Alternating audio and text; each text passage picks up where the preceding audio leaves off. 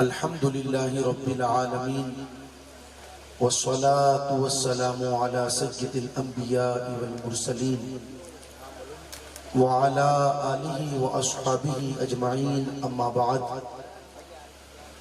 فأعوذ بالله من الشيطان الرجيم بسم الله الرحمن الرحيم يا أيها الرسل كلوا من الطيبات وعملوا صالحا صدق الله العظيم وبلغنا رسوله النبي الأمين المتين المعين الكريم ونحن على ذلك لمن الشاهدين والشاكرين والحمد لله رب العالمین۔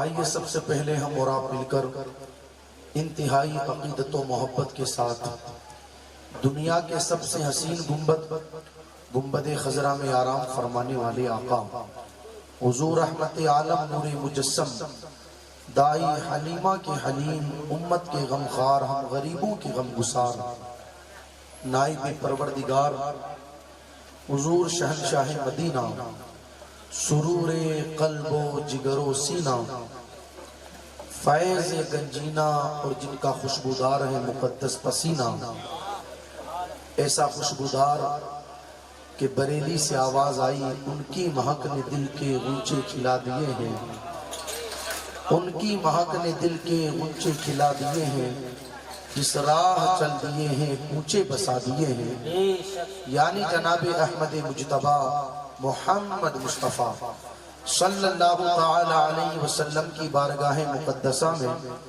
اس عقیدے کے ساتھ کہ دور و نزدیک کے سننے والے وہ کان لعل کرامت پہ لاکھوں سلام، ہم یہاں سے پکارے وہاں وہ سنے مصطفیٰ کی سماعت پہ لاکھوں سلام۔ پڑھیے درود پاک اللہم صلی علی سیدنا و مولانا محمد مبارک وسلم صلاۃ و سلام علیک یا رسول اللہ صلی اللہ تعالی علیہ وسلم۔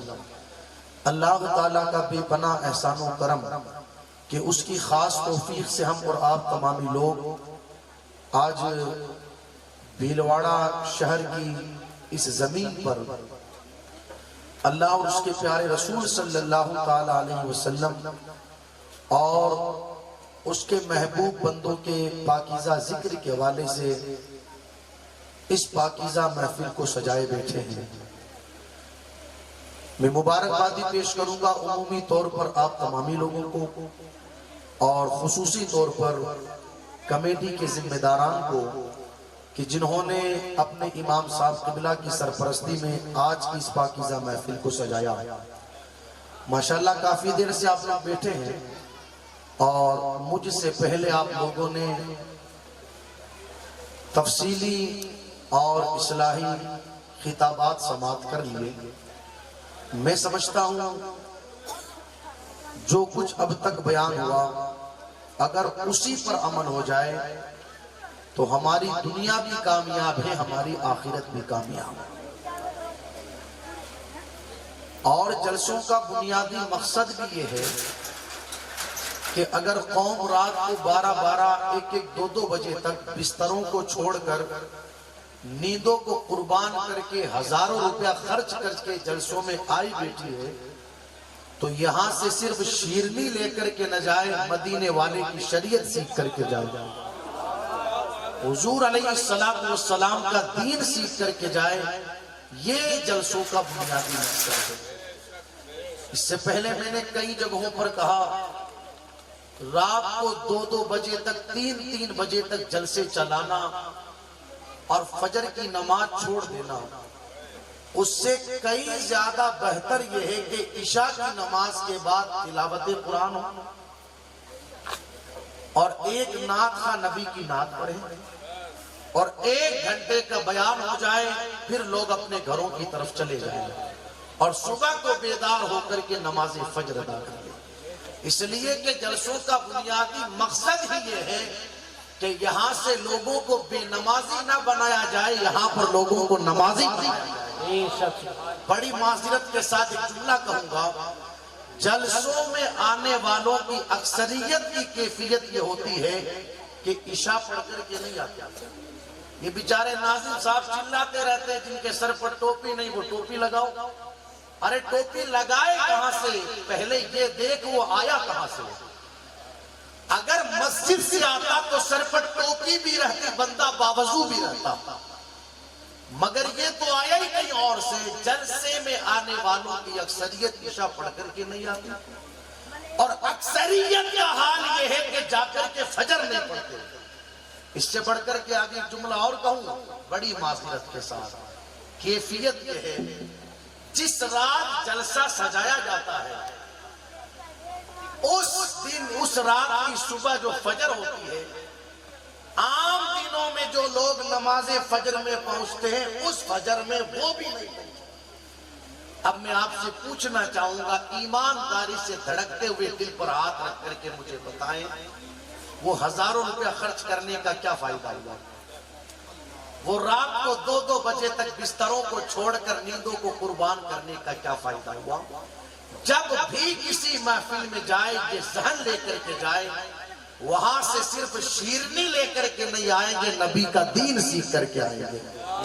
خیر وقت میرے پاس اتنا نہیں کہ میں تفصیلی کچھ بات کر سکوں، اس لیے کہ 12:30 بج چکے ہیں اور 1 بجے سے پہلے مجھے اپنی بات کو مکمل کر دینا ہے. ہم اور آپ آج یہاں پر سرکار پیر پیرا میر میرا شاہ جیلان سیدنا شیخ عبد القادر جیلانی المعروف حضور غوث اعظم رضی اللہ تعالیٰ عنہ کے پاکیزہ ذکر کی محفل کو سجائے بیٹھے ہیں. کون ہے سرکار غوث اعظم؟ ہم جیسے کم علم کیا بتائیں گے کہ عبد القادر جیلانی کی ذات کا نام ہے. تقریباً 108 علوم و فنون پر مہارت رکھنے والی ذات اور 1000 سے زائد کتابیں لکھ کر قوم کے حوالے کرنے والی ذات، جس کو امام اہل سنت سیدی سرکار اعلیٰ حضرت کہا جاتا ہے، جنہوں نے قرآن مقدسہ کا اردو زبان میں ترجمہ کنز ایمان کی شکل میں قوم کو عطا کیا، جنہوں نے نعتیہ دیوان مصطفیٰ جان رحمت صلی اللہ تعالیٰ علیہ وسلم کی نعتوں کا مجموعہ ہدایت بخشش کی شکل میں قوم کو عطا کیا ہے.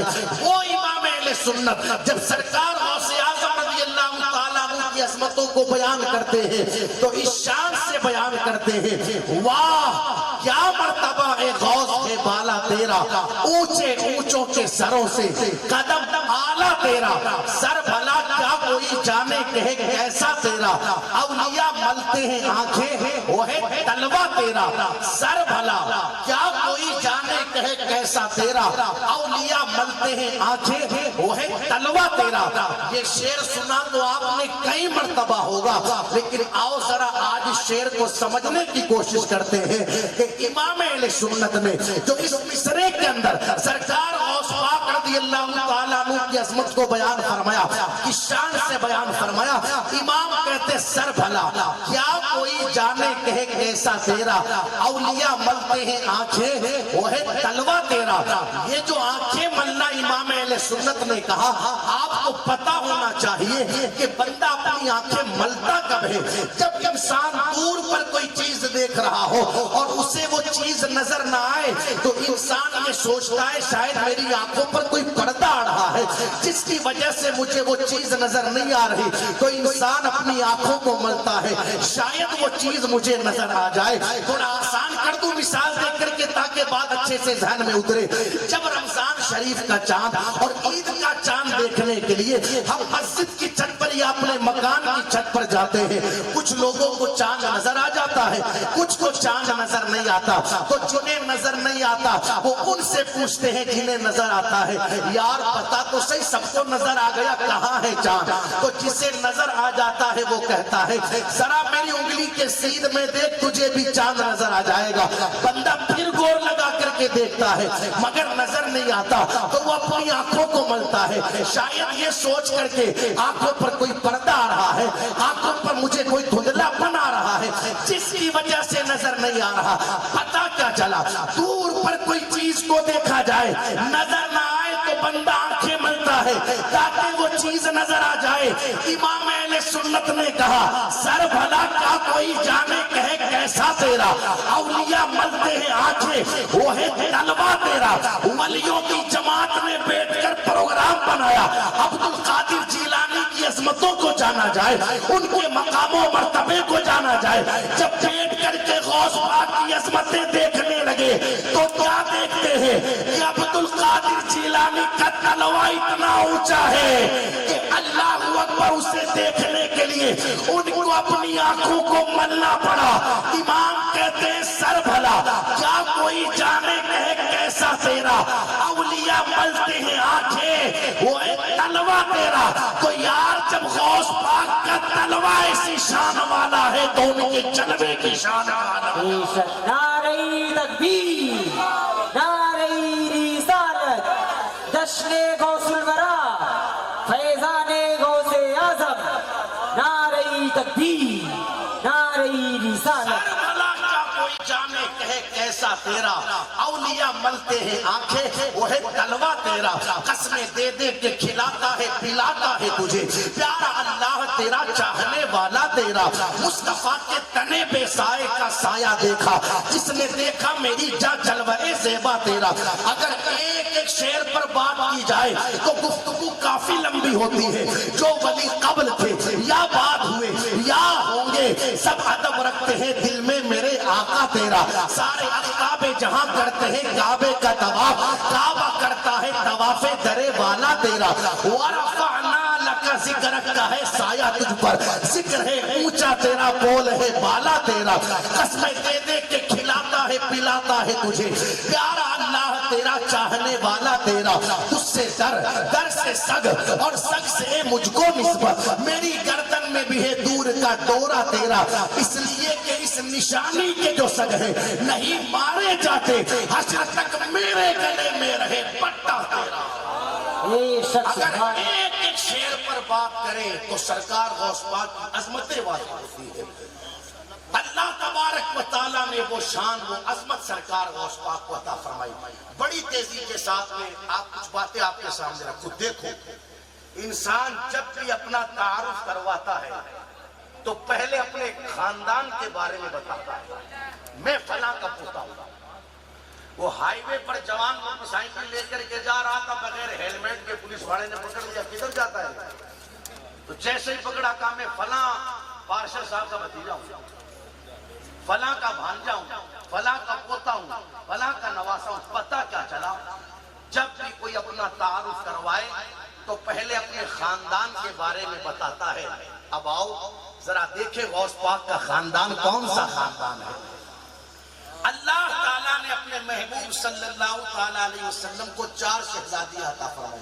کتنی؟ ہم اہل سنت والجماعت، ہمارا عقیدہ یہ ہے کہ مصطفیٰ جان رحمت صلی اللہ تعالیٰ علیہ وسلم کی ہر شہزادی عزت و شان والی، چاہے وہ ذات سیدہ زینب رضی اللہ تعالیٰ عنہ کی ہو، چاہے وہ ذات سیدہ رقیہ رضی اللہ تعالیٰ عنہ کی ہو، چاہے وہ ذات سیدہ ام کلثوم رضی اللہ تعالیٰ عنہ کی ہو، چاہے وہ ذات خاتون جنت سیدہ فاطمہ زہرا رضی اللہ تعالیٰ عنہ کی ہو، ہر شہزادی عظمت و شان والی۔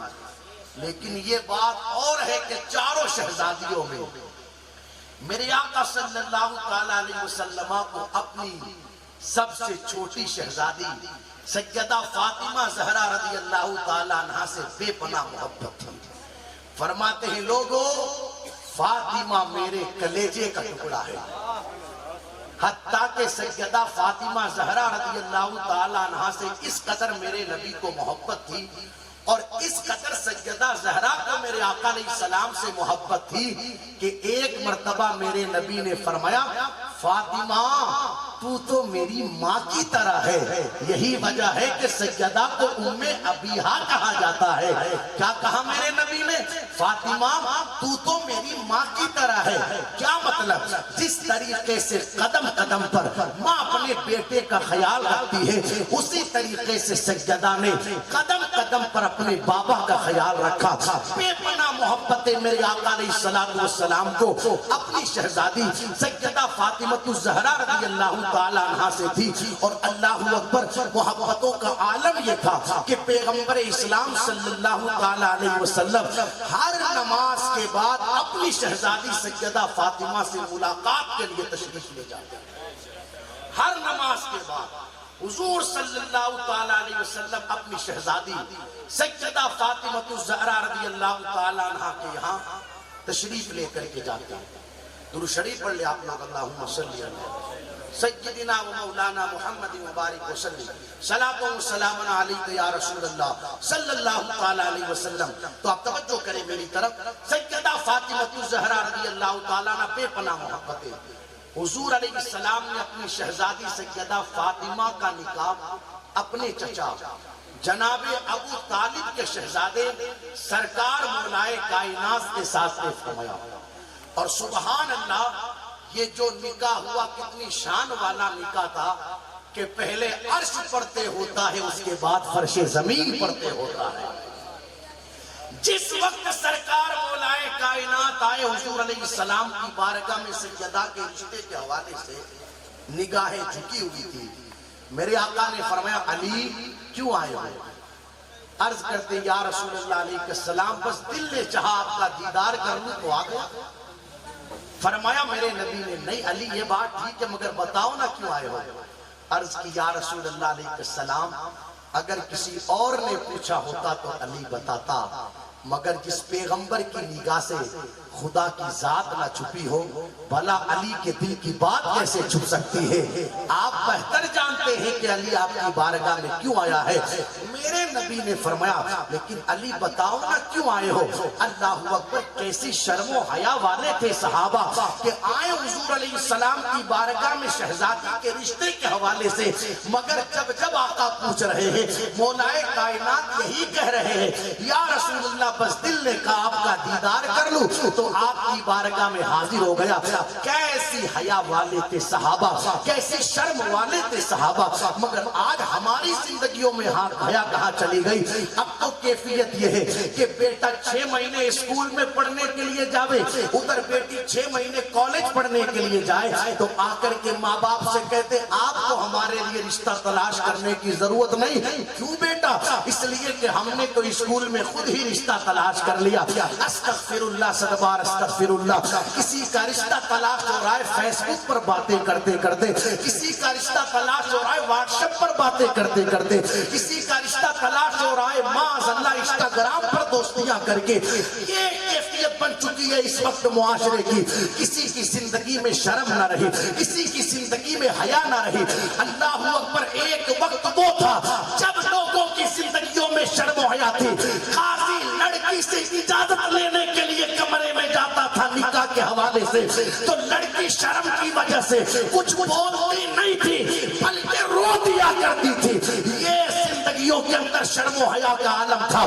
مگر آج کیفیت کیا ہے؟ اللہ اکبر. اب کیا قاضی اجازت لینے کے لیے جائے اس وقت کہا جائے نہ کہا جائے. اب تو کیفیت یہ بن گئی معاذ اللہ کہ نکاح سے پہلے غیر محرم لڑکوں سے موبائلوں پر باتیں ہو رہی ہیں, غیر محرم لڑکیوں سے موبائلوں پر باتیں ہو رہی ہیں. جس لڑکے یا لڑکی کے ساتھ لڑکا یا لڑکی کی منگنی ہوئی ہے اسے غیر محرم نہیں کہیں گے تو اور کیا کہیں گے میرے دوست. اب کیفیت یہ بن گئی, اب حال یہ ہو چکا اس لیے کہ زندگیوں سے شرم و حیا ختم ہو گئی. میرے آقا علیہ السلام نے ارشاد فرمایا الحیاء شعبۃ من الایمان. لوگوں حیا کرنا ایمان کا حصہ ہے. صحابہ بڑے حیا والے تھے, بڑے حیا والے, اتنے حیا والے. ابھی ذکر ہوا سیدنا سرکار عثمان غنی کا, پڑھو آپ سیرت. سیدنا سرکار عثمان غنی اتنے حیا والے تھے کہ تنہائی میں بھی نہاتے تھے نا, تنہائی میں تو اپنے بدن سے کپڑا نہیں ہٹاتے تھے. یہ حیا کا عالم تھا, یہ شرم کا عالم تھا. اور آج گھر میں باپ پینٹ بدل رہا ہے بچوں کے سامنے ایسے, اسے اس بات کی حیا نہیں آ رہی کہ جوان بچے سامنے دیکھو, بہن سامنے ہے, بھائی سامنے, ایسی پینٹیں بدلی جا رہی ہیں. واٹر پارک پر نہانے کے لیے جا رہے, جب گرمی زیادہ لگتی ہے تو گھر کا پانی تو گرمی اتار نہیں پاتا تو پھر وہاں پہنچتے نہانے. آپ کہیں جاؤ نہانے, ہم کو اس سے کوئی اعتراض نہیں, مگر کم سے کم سلیقہ تو رکھ نہانے کا. انڈرویئر میں نہا رہا ہے تو وہاں, اور یہیں پر بس نہیں خود کر رہا ہے بدماشی کو تو ٹھیک, ان ساری چیزوں کی تصویریں فیس بک پر ڈال رہا ہے. اب اس کو کون سمجھائے، کون بتائے کہ ناف سے لے کر کے گھٹنے تک اسے سطر کہتے ہیں دوست، جس کا چھپانا ہر حال میں فرض ہے فرض۔ تو زندہ ہے زندہ، ہم جس شریعت کے ماننے والے ہیں اس شریعت نے تعلیم یہ دی ہے کہ کسی مردے کا بھی سطر نہ دیکھا جائے۔ یہی وجہ ہے کہ جب میت کو غسل دیا جاتا ہے تو ناف سے لے کر کے گھٹنے تک اس درمیان ایک موٹی چادر ڈالی جاتی ہے تاکہ کسی کو اس کا سطر نظر نہ آوے۔ میں کہنا چاہوں گا یار، جس مذہب میں مردے کا سطر دیکھنے کی اجازت نہیں، کس نے اجازت دے دی کہ زندے اپنا سطر دکھاتے پھریں؟ اب کہاں ہے زندگیوں میں حیا، کہاں ہے زندگیوں میں شرم؟ معاف کرنا، یہ جو لفظ ہے نا شرم و حیا والے، اب یہ کتابوں میں ہی رہ گئے، صرف سننے سنانے میں رہ گئے، اب زندگیوں میں شرم و حیا نہیں ہے۔ نہ گھروں میں شرم بچی، نہ بازاروں میں شرم رہی، نہ شادی بیاہ میں شرم رہی۔ اب تو جتنا بیچارے علماء سمجھا رہے ہیں شرم حیا اپنے اندر پیدا کرو، اتنے لوگ بے حیا بنتے جا رہے ہیں۔ جو قوم کی بیٹی عام دنوں میں سر پر روپٹہ ڈال کر کے رکھتی ہے، شادی والے دن اس کا بھی روپٹہ اڑ جاتا ہے۔ جو قوم کی بیٹی عام دنوں میں یہاں تک قمیص پہنتی ہے، یہاں تک، شادی والے دن اس کی بھی آستین غائب ہو جاتی ہے۔ آپ مجھے بتاؤ یہ بے حیائی نہیں تو پھر اور کیا ہے؟ مجھے آپ کے بھیلواڑہ کے حالات پتہ نہیں، میں تو پورے راجستھان کو سامنے رکھ کر کے بات کروں، اس سے بڑی بے حیائی اور کیا ہوگی؟ شادی سے 5 دن پہلے گانے کی آواز پر، ڈھولک کی تھاپ پر پھلور لگا کر کے جوان جوان بچیوں کو نچوایا گیا۔ باپ سامنے بیٹھا بیٹھا دیکھ رہا ہے، بیوی ڈانس کر رہی ہے، شوہر سامنے بیٹھا بیٹھا دیکھ رہا ہے، بہنیں ڈانس کر رہی ہے، اور بھائی سامنے بیٹھا بیٹھا دیکھ رہا ہے۔ ہم نے کئی ساری جگہوں پر کہا کیا اس باپ کو شرم کی وجہ سے مر نہیں جانا چاہیے جس کی نگاہوں کے سامنے اس کی بیٹی ڈانس کرے؟ کیا اس بھائی کو مر نہیں جانا چاہیے کہ جس کے سامنے اس کی بہن ڈانس کرے؟ نادان کیا یہی وقار رہ گیا تھا عورتوں کا؟ یہی عزت رہ گئی تھی بہن بیٹیوں کی؟ جس عورت کو میرے نبی نے اتنا اونچا مقام عطا کیا کہ عورت اگر ماں کی شکل میں ہے تو اولاد کے لیے جنت ہے، بہن کی شکل میں ہے تو بھائی کے لیے جنت ہے، بیوی کی شکل میں ہے تو شوہر کے لیے جنت ہے، اور اگر بیٹی کی شکل میں ہے، آقا فرماتے ہیں جسے 3 تو 1 بیٹی ملی، صحیح طرح تربیت کر کے اچھی جگہ رشتہ کر دے، کوئی کسی کے ساتھ جنت جائے گا، کوئی کسی کے ساتھ جنت جائے گا، مگر بیٹی کا باپ اپنے نبی مصطفیٰ جان رحمت کے ساتھ جنت جائے گا۔ جس عورت کو میرے نبی نے اتنا اونچا مقام دیا، یہ حالات کی ہم نے۔ شرم و حیا پیدا کرے اپنی زندگیوں میں، شرم و حیا۔ مولانا سلیم صاحب اب تو کنڈیشن یہ ہے، دیکھو وہ کھانے کا ٹینٹ تو وہاں لگایا اور اس ٹینٹ سے پہلے 20 فٹ لمبی ایک گفا بنائی۔ ٹھیک صاحب، بڑھائی اچھی بات ہے۔ اب اس گفا میں کیا کیا؟ ادھر LCD، ادھر چھوٹی سی LCD، ادھر LCD، ادھر LCD۔ اب اس میں چھاپا کیا؟ ایک میں بیٹی کی فوٹو، ایک میں بہن کی فوٹو، ایک میں ماں کی فوٹو، ایک میں بیوی کی فوٹو۔ یعنی یہ بتانا چاہ رہا ہے کھانا بعد میں کھانا، عزت کا تماشا پہلے دے۔ اتنے لوگ یہاں بیٹھے ہیں، میں پوچھنا چاہوں گا ایمانداری سے بتائیے گا اپنے دھڑکتے ہوئے دل پر ہاتھ رکھ کر، کیا کوئی یہ چاہے گا کہ کسی کی بیٹی کو کوئی غیر مرد دیکھے؟ ارے بولو بولو بولو بولو بولو، بس بات ختم ہو رہی ہے، جلدی بولو۔ کوئی چاہے گا، کوئی چاہے گا کہ کسی کی بیوی کو کوئی غیر مرد دیکھے؟ ایک طرف تو ہم یہ کہتے ہیں کوئی نہیں چاہے گا، اور دوسری طرف ہم ہی نے ان کی تصویروں کو لوگوں کے سامنے لا کر کے رکھا۔ سمجھو سمجھو، میرے آقا علیہ السلام نے ارشاد فرمایا جس گھر کے ذمہ دار کے سامنے بے حیائی ہو اور وہ نہ روکے نہ ٹوکے، آقا فرماتے وہ دیوس ہے، دیوس۔ اور ایسے بندے کا اللہ نہ فرض قبول کرتا ہے نہ نفل قبول کرتا ہے.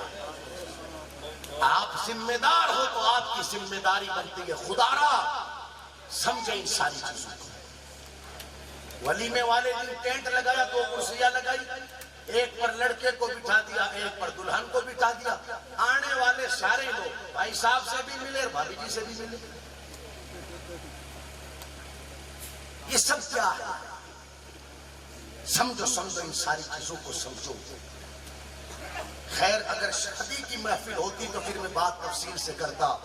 جو مجھے بات کہنی تھی اصل چیز یہ ہے اپنی زندگیوں میں حیا پیدا کریں. صحابہ بڑے حیا والے تھے.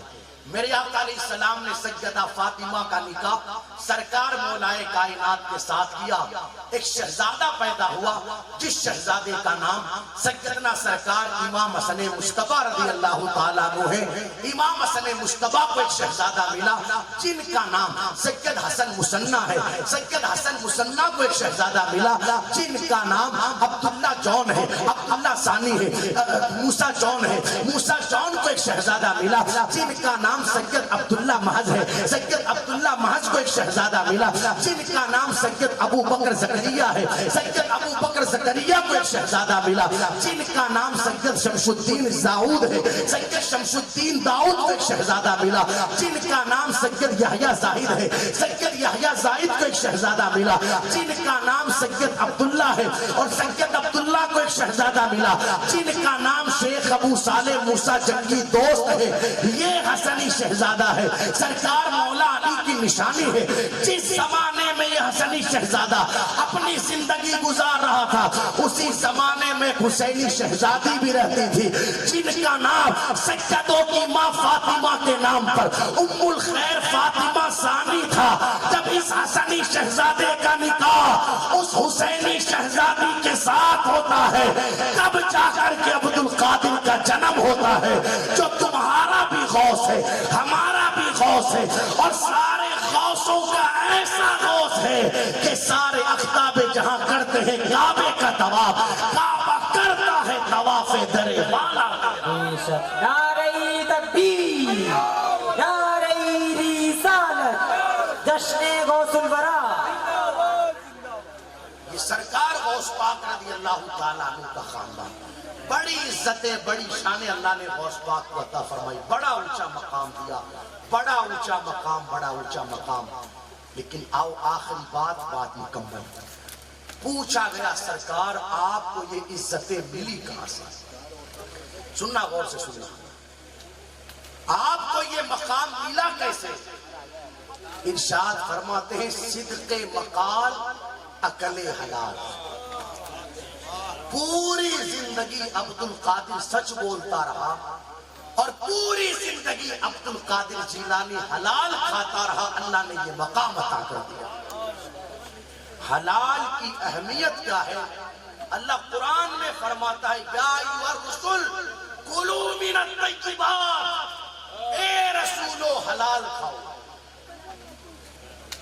آپ مجھے بتائیں رسول حلال نہیں کھائے گا تو کون کھائے گا؟ مگر پھر بھی قرآن میں اللہ نے رسولوں کو خطاب کرتے ہوئے ارشاد فرمایا اے رسولو حلال کھاؤ.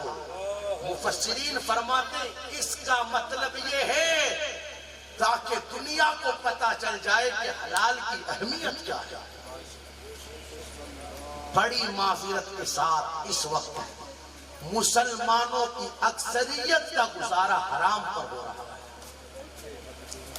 وہ کون سا شہر بچا ہے، وہ کون سا گاؤں بچا ہے اور وہ کون سا علاقہ بچا ہے کہ جہاں پر سود اور بیاج عام نہ ہوئے ہیں. سرکار غوث پاک رضی اللہ تعالیٰ عنہ فرماتے پوری زندگی حلال کھاتا رہا ہے. دیکھو ہم صرف بزرگوں کی باتیں کرتے ہیں، ان کی تعلیمات کو ہم نے اپنی زندگیوں میں نہیں اتارا. کروڑوں حنفیوں کے پیشوا امام اعظم ابو حنیفہ، آئے کیا زندگی تھی. ایسے ہی کوئی امام اعظم نہیں بنتا دوست، ایسے ہی کوئی غوث اعظم نہیں بنتا. امام اعظم ابو حنیفہ کے زمانے میں ایک بکری چوری ہو گئی تو جس کی چوری ہوئی وہ آیا حضرت کے پاس. حضرت بکری چوری ہو گئی، امام اعظم نے اس کو تسلی دی، گھر چلا گیا۔ تھوڑی دیر کے بعد بکریوں کے جانکار کو بلایا، ماہر کو، اور پوچھا ایک بکری زیادہ سے زیادہ کتنے سال زندہ رہ سکتی ہے؟ اس نے کہا حضرت 7 سال۔ بڑے سیرت اٹھا کر کے امام اعظم کی، ان 7 سالوں میں امام اعظم نے بکرے کا گوشت بھی نہیں کھایا۔ شاگردوں نے کہا سرکار وہ تو یہ کہنے آیا تھا کہ بکری کھو گئی، آپ نے گوشت کھانا ہی چھوڑ دیا۔ اللہ اکبر فرماتے ہیں پتہ نہیں کب چوری کر کے لے جانے والا اس کی بکری کو لا کر کے کسائی کی دکان پر بیچے، کسائی اسے ذبح کرے، اس کا گوشت تیار کرے، اور پتہ نہیں اسی دن اس کا گوشت میرے گھر پر آ جاوے اور میں اسے کھا لوں تو اس کا میری زندگی پر اثر کیا پڑے گا؟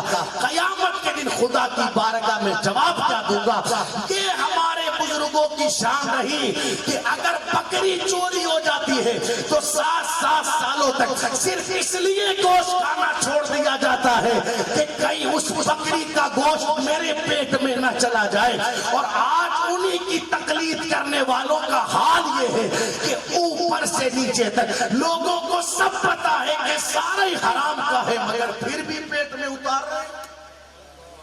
لوگ کہتے ہیں مولانا آپ کیا جانو، آپ تو مسجد میں رہتے ہو، مدرسہ پڑھاتے ہو، مارکیٹ میں ہم رہتے ہیں، اگر سچ بولیں گے تو کھا لیا کما کر، آٹے میں نمک جتنا تو جھوٹ بولنا پڑتا ہے، ہم جھوٹ نہ بولیں تو ہمارا کام ہی نہیں چلتا۔ غوث پاک کہتے ہیں لوگوں میں سچ نہ بولوں تو میرا کام نہیں چلتا۔ مانو تمہاری یا غوث پاک کی؟ ماننی تو غوث پاک کی پڑے گی۔ فرماتے سچ نہ بولوں تو میرا کام ہی نہیں چلتا۔ اصل بات یہ ہم نے جو جھوٹ بول کے 50 روپے کمایا نا، ہم نے وہ 50 روپے دیکھا، یہ نہ دیکھا کہ 50 کا تو 5000 بھی کما لے، جھوٹ بول کے کمایا ہے تو برکت 5 کی نہیں ہوتی۔ لیکن اگر سچ بول کے تم نے 5 کمایا ہوتا، اللہ برکتیں 50 کی عطا فرماتا۔ چٹنی روٹی کھانی پڑے کھا لو دوستو، مگر حلال کھاؤ۔ ایک وقت وہ تھا گھر کے ذمہ دار جب صبح جاتے تھے نا کمانے کے لیے تو عورتیں ہاتھ جوڑ کر کے کہتی تھی میرے شوہر نامدار شام کو 50 روپیہ ہی لے آنا، مگر حلال کا لانا، حرام کے 500 کے چکر میں مت پڑنا، اس لیے کہ جو تو لے کر کے آئے گا اسے ہم نے کھانا ہے۔ ایک وقت وہ تھا خالی ہاتھ بھی آؤ تو چلے گا، مگر حرام کا لے کر کے مت مت۔ اور آج کیفیت ہے، آنے دو آج کو یہ کہا جاتا ہے ہم کو تو پیسہ چاہیے شاپنگ کے لیے، چاہے کہیں سے لاؤ، اور کئی بار تو یہ تک کہہ دیا جاتا ہے چاہے چوری کر کے لاؤ ہم کو تو پیسہ چاہیے۔ استغفر اللہ صدبار استغفر اللہ۔ ایک جملہ سنتے ہیں لوگ، ہر گاڑی کے اندر یہ جملہ چلتا ہے، کھانا نہیں کھایا ہے 12 سال سے۔ ارے نہیں سنا کیا وہ صابر پاک والا واقعہ؟ کھانا نہیں کھایا ہے کیا مطلب؟ بابا فرید کے پاس لے کر کے گئی تھی ان کی والدہ صابر پاک کو، سوچا خانقاہ میں رہے گا تو کھائے گا پیے گا تو موٹا تازہ ہو جائے گا، ماموں بھی ہے صابر پاک کے بابا فرید اور پیر بھی ہے، لے کر کے گئی تو ٹھیک ہے قبول کر لیا اور ڈیوٹی لگائی لنگر کھانے کا۔ کہاں لگائی؟ کھانا کھلاؤ۔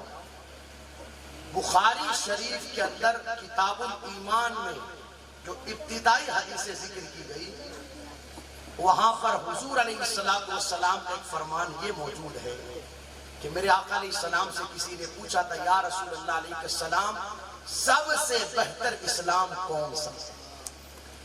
ارشاد فرماتے تطعم الطعام وتقرأ السلام، لوگوں کو کھانا کھلانا، لوگوں کو سلام کرنا، یہ بہترین اسلام ہے۔ یہی وجہ ہے پوری دنیا گھوم لو، اللہ کے ہر ولی کے آستانے پر آپ کو کچھ ملے یا نہ ملے لنگر کا اہتمام ضرور ملے گا۔ اور اجمیر معلیٰ زیادہ دور نہیں، آج چلے جاؤ قسم خدا کی، آج بھی ہزاروں فقیر चौखट पर अपना पेट भरते हैं, वो किसी और की चौखट नहीं, मेरे ख्वाजा की चौखट है। जमीन के ऊपर थे तब भी खिला रहे थे, आज जमीन के अंदर है तब भी भूखों को खिला रहे हैं। ये शख्स सुभान बुजुर्गों को खाना खिलाना बड़ा पसंद है, बड़ा पसंद है। ड्यूटी लगाई लंगर खाने पर खाना खिलाओ लोगों को, खिलाते रहे। 12 साल के बाद माई पलट कर सोचा हो गया होगा मोटा ताजा, देखा तो और कमजोर हो गया। जाकर के शिकायत की बाबा फरीद को, ये क्या किया शहजादे के साथ? आए, आकर के देखा तो वाकई में कमजोर हो गई। का बात क्या है साबिर? कहते 12 साल गुजर गए, लंगर से एक लुकमा भी नहीं खाया। का फिर भूख लगती थी तो क्या खाते थे? कहते जंगल चला जाता, पत्तियां खा लेता, जड़ी बूटियां खा लेता। जो जुमला बताना चाहता हूं सुनिएगा गौर से। पूछा लंगर से क्यों नहीं खाया? कहते हैं हमको खिलाने को कहा गया था, खाने को थोड़ी कहा गया था। भीलवाड़ा वालों सच बताना, अगर साबिरे पाक उस लंगर से खा लेते तो क्या खाना हराम था? नाजायज, मकरूह, कुछ नहीं जायज था। मगर वो कहा ना जिनके रुतबे है सिवा उनको सिवा मुश्किल है। जिसका इतना ऊंचा मर्तबा, एहतियात उतना ज्यादा। सिर्फ इसलिए 12 साल तक नहीं खाया लंगर से कि हमको खिलाने को कहा गया था, खाने को थोड़ी कहा गया। और आज उन्हीं साबिरे पाक के मानने वाले कैफियत ये है, हराम पेट में उतार रहे। बदलो अपना मिजाज। आज के इस जलसे से कई सारे पैगामात आपको मिले। आखिर में जाते जाते मैं भी यही कहूँगा, हलाल खाओ हलाल, और अपनी जिंदगियों में शर्म हया पैदा करो। इंशाअल्लाह जिंदगी में फिर कभी वफा की बैठ कर बात करेंगे।